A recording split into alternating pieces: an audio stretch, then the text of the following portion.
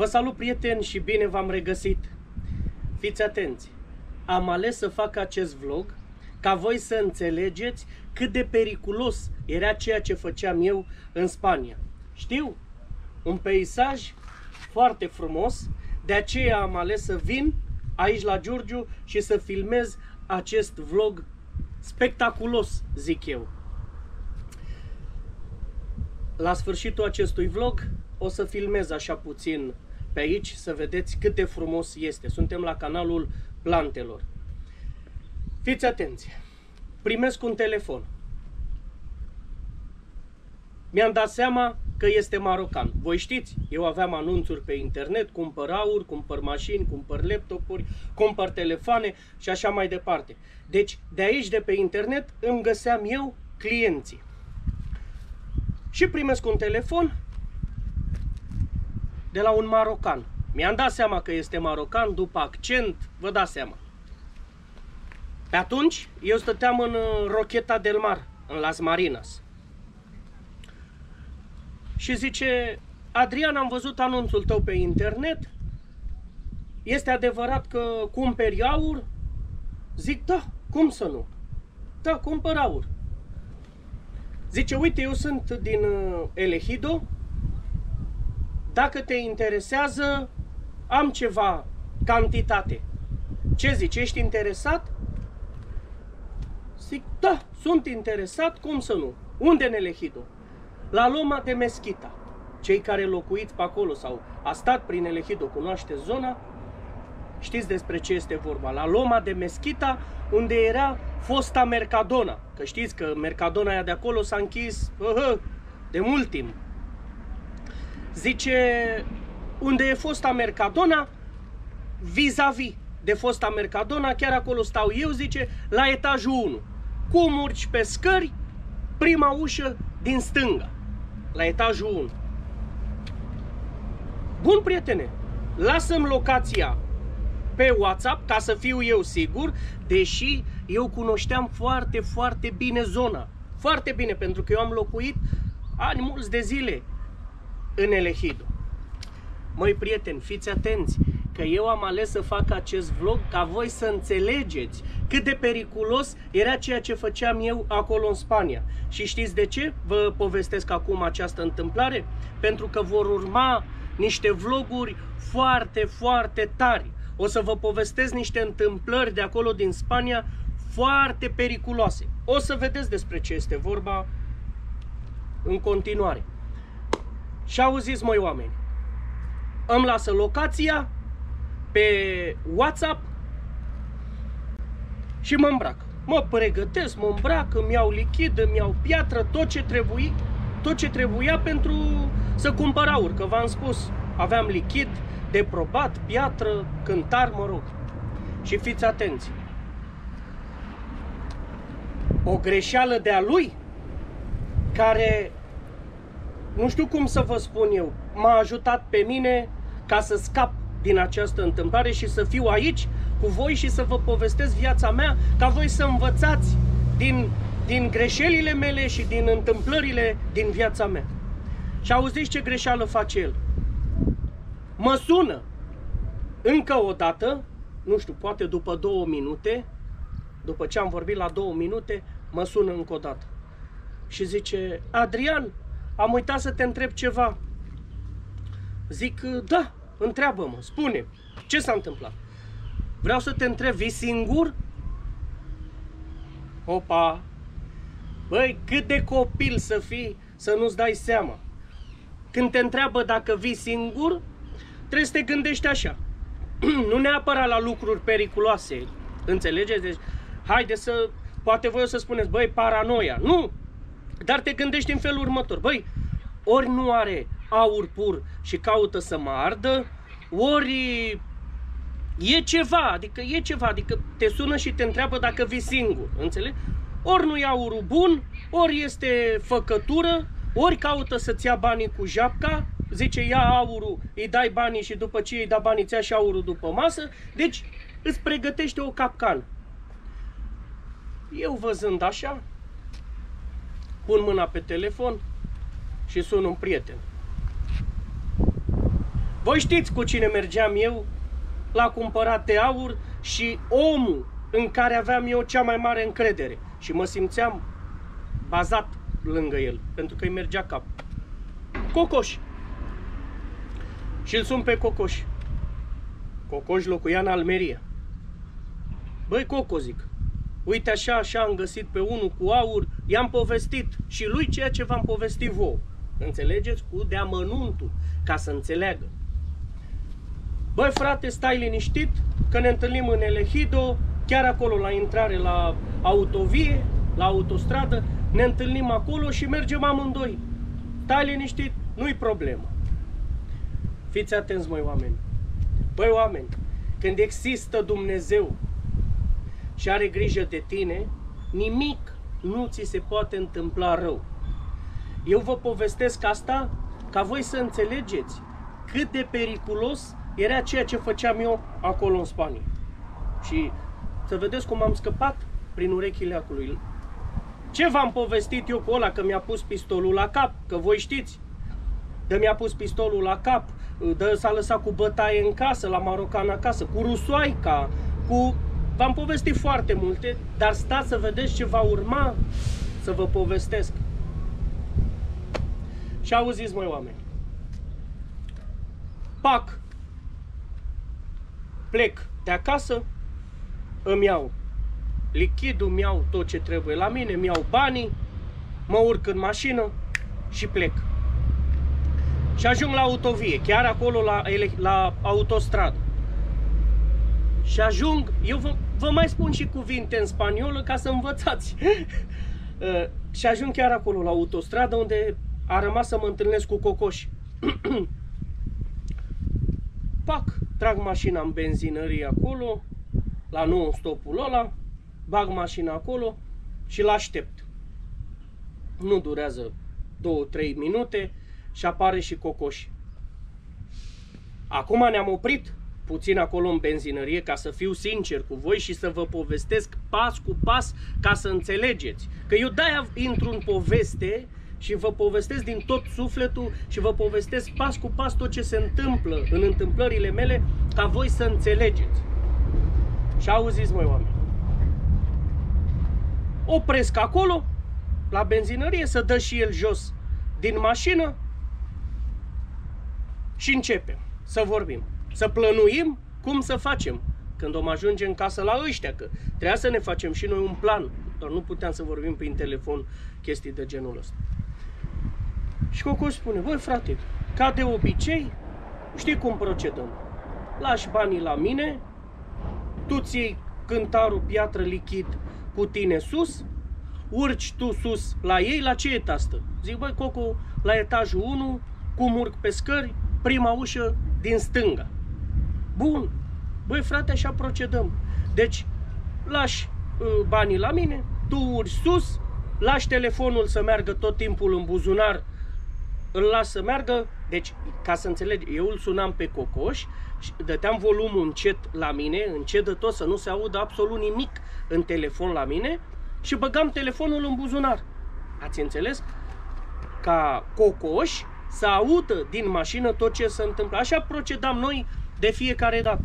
Oriunde mergeam și cumpăram, ăsta era stilul nostru, înțelegeți? Bine, mă, Coco, zic, hai să mergem.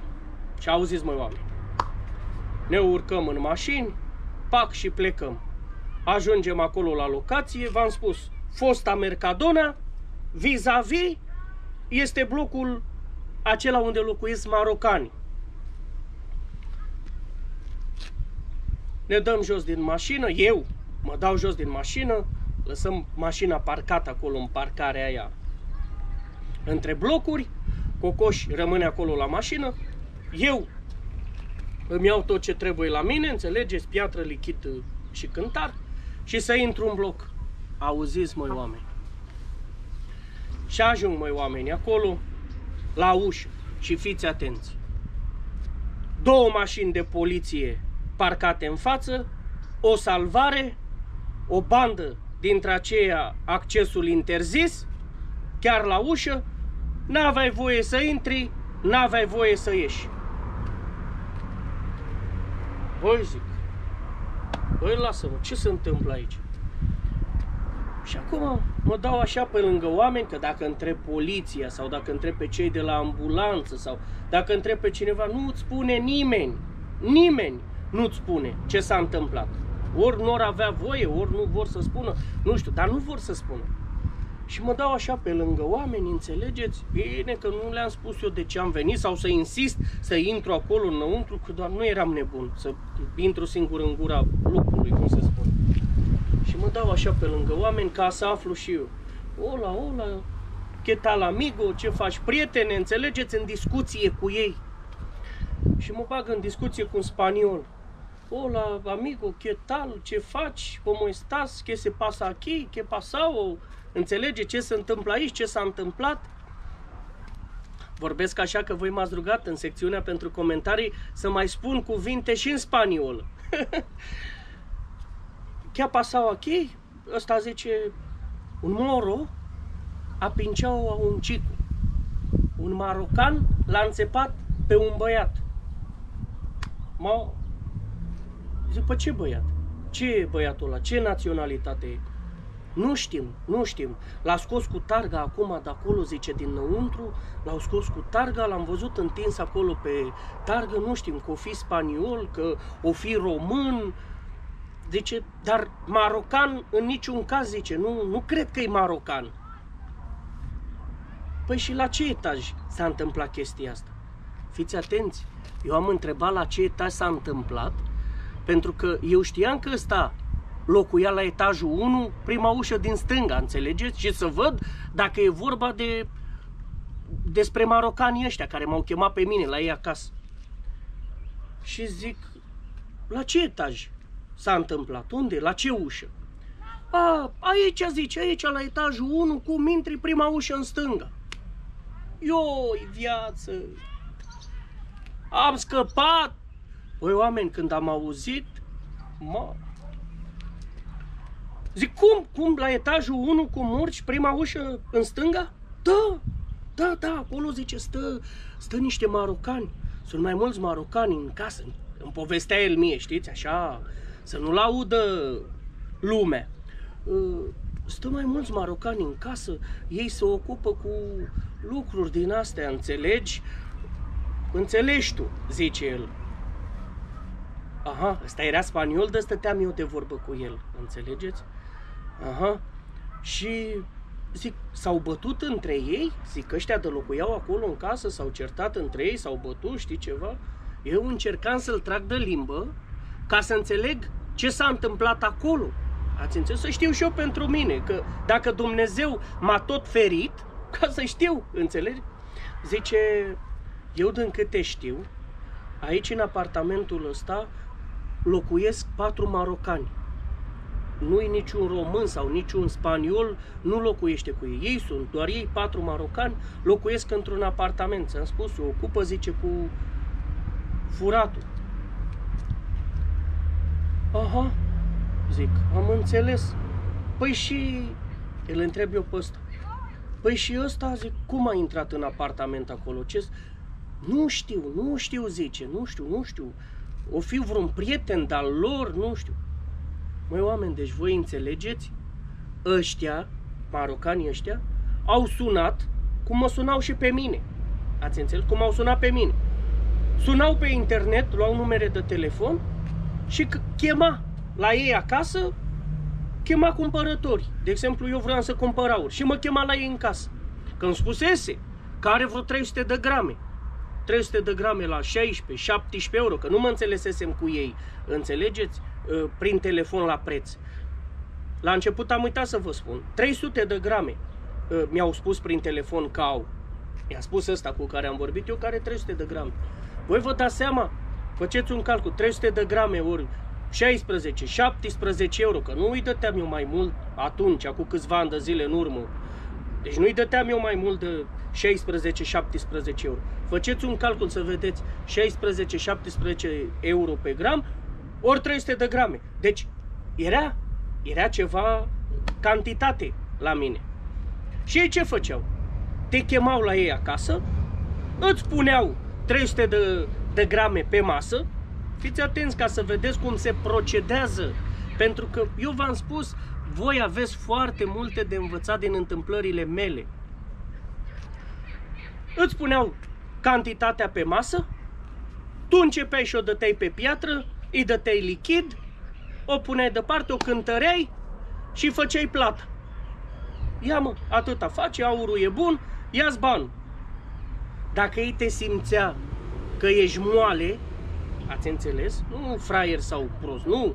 Te simțeau că ești moale, că nu ești bazat, ți-o dăteau, te înțepa. De ce te înțepa? Să te sperie. Lua un cuțit, nu să te omoare, îți dătea așa o înțepătură. Ați înțeles? Ca să iei frica și să nu mai zici nimic. Și începeau cearta. Băi, ei între ei se certau. Fiți atenți ce școală aveau. Ei între ei se certau. Băi, că de ce-l vinzi, bă? Că eu ți-am zis că eu nu vreau să vând partea mea, că eu nu... Se certau între ei. Și băi, ia dă-mă, dă-mi aurul înapoi. Venea unul dintre ei, spunea, dă-mi aurul înapoi. Și tu stai mă așa puțin, dă-mi banii, înțelegeți? Tu îi spuneai, dă-mi banii. Ce să-ți dau, mă? Dă aurul, că-ți dau și banii. Hai, dă aur. Și îi dăteai aurul, fiind la ei în casă, îi dăteai aurul pe încredere și așteptai să-ți iei banii înapoi. Și ăla spune, ce bani, mă, să-ți dau? Păi ce, mi-ai dat mie aurul? Că nu venea să-și ceară ăla care i-ai dat banii. Nu venea ăla să-și ceară aurul înapoi, venea altul, înțelegi? Și tu te duceai la ăla, băi, dă-mă banii care ți-am dat, că uite, am dat aurul ăla. Păi de ce să-ți dau eu banii? Ce, mi-ai dat mie aurul? I-ai dat aurul ăla. Descurcă-te cu ăla. E, hai, sări la bătaie cu ei, la ei în casă. Ce puteai să faci? Ieși afară. Și ăsta probabil care a venit la ei în casă, vă dați seama, a sărit la bătaie, a sărit acolo și l-au înțepat cu cuțitul. I-a dat-o. Eu acum vă povestesc întâmplarea asta pentru că știu ce urmează să vă povestesc în vlogurile viitoare și să vedeți acolo întâmplări periculoase, să vedeți acolo prin câte am trecut. Deci nu vă vine să credeți. Și l-au înțepat, măi, oameni. Eu așa m-am gândit că spaniolul ăsta de-mi povestea de ăla, cred eu, părerea mea, nu știu sigur, de ce să vă mint, să vă spun, băi, 100% așa s-a întâmplat. Dar dacă el mi-a spus că în casa acolo nu locuia niciun român cu marocani ăștia sau niciun spaniol, doar ăștia 4 marocani, m-am gândit, deci e clar, l-a mai sunat pe vreunul, ăla a fost mai iute de talpă, a ajuns înaintea mea, că vedeți voi, eu am stat așa și am dat filmul înapoi. Dacă eu n-aș fi rămas de vorbă cu Cocoș acolo, în benzinărie, să plănuim cum să facem, vă spun eu că, cred eu, mare mirare de n-aș fi fost eu în locul lui ăsta, la băiatul ăsta care a fost acolo. Înțeleg? Mare mirare de nu eram eu în locul lui. Bine că eu abordam situația altfel. Eu am stilul meu. O să vedeți. Eu am stilul meu. Eu știu. Vă dau așa un exemplu. Dacă te întâlnești cu un câine periculos și te mârâie, niciodată să nu te întorci, să fugi, pentru că el atunci te ia de picior. Tot timpul stai față în față cu el și te duci tu către el. Dacă tu faci chestia asta și te duci tu către el, cât de periculos ar fi câinile ăla, vă spun eu că fuge.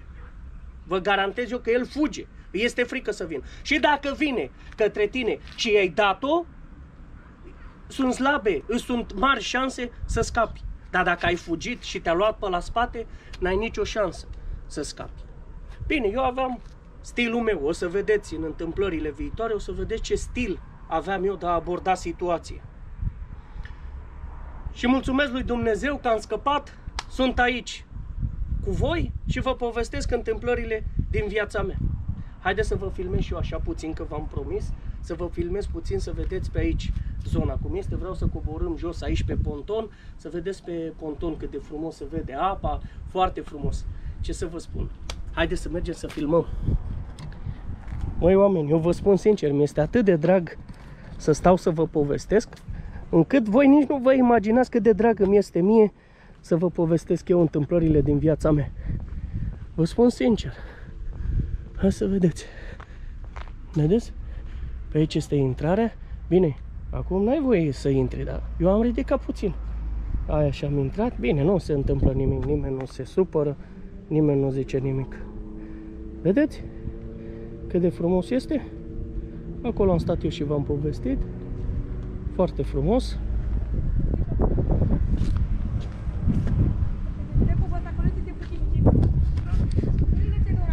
Hai că eu urmăresc aici pe telefon ceea ce filmez. Bun, prieteni, eu vă mulțumesc foarte mult că ați fost din nou alături de mine și ne revedem din nou la următorul vlog. Până data viitoare, numai bine. Vă salut cu respect și numai bine. Ceau, v-am pupat!